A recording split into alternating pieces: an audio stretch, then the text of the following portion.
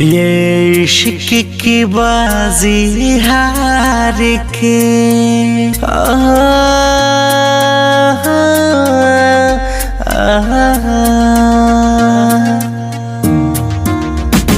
ये इश्क की बाजी हार के मैं चला तुझे लम्हा लम्हा पुकार के मैं चला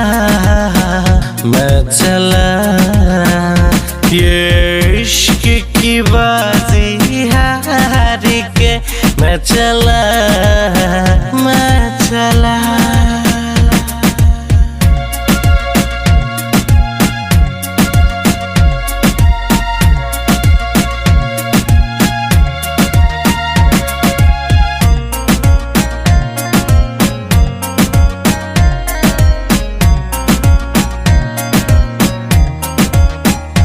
तेरे इश्क में मैं बिखर गया, कभी इधर गया कभी उधर गया।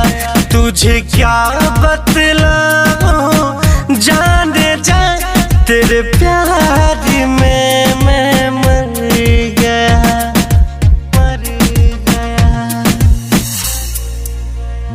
बस यादें तेरी सवार के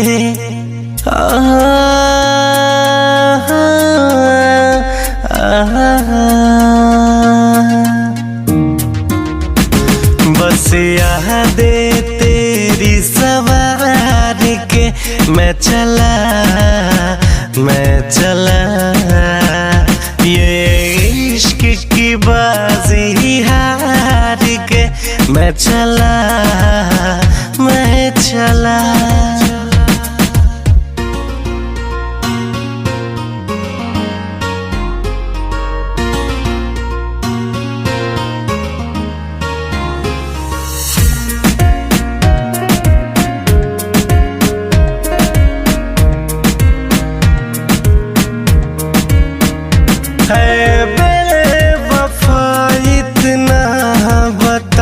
हमसे हुई कैसी खता, तेरी याद में ये दिल रोता है। तुझको नहीं है ये पता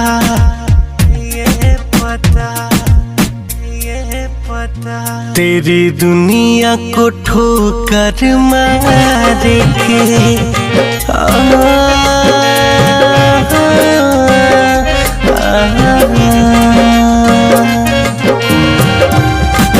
तेरी दुनिया को ठोकर मार के मैं चला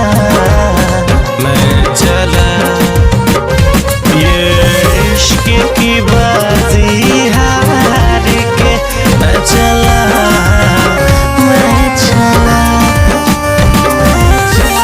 एक बात तो पता चली गई, दुनिया में इश्क सिर्फ एक बार और एक ही से होता है। Love you forever.